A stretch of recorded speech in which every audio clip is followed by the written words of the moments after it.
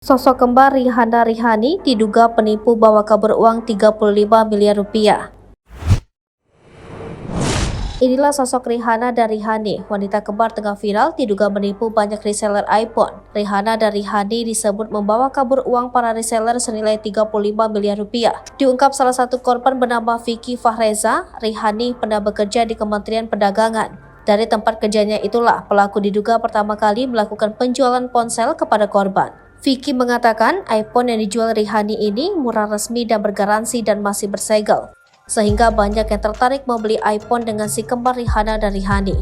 Dari data yang dihimpun, Rihanna Rihani dan keluarga besarnya pernah tinggal di sebuah perumahan elit Greenwood Townhouse 2 yang beralamat di Jalan Kompas nomor 9 Ciputat, Tangerang Selatan.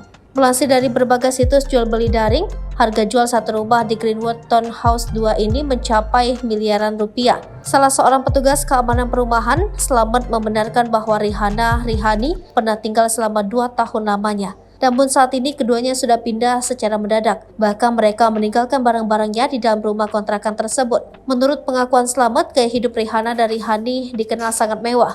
Bahkan Rihanna dan Rihani dikatakan memiliki lebih dari satu mobil. Di sisi lain, warga mengenal Rihanna Rihani dan keluarganya sebagai sosok yang baik. Sosialisasi antar tetangga pun terjalin erat.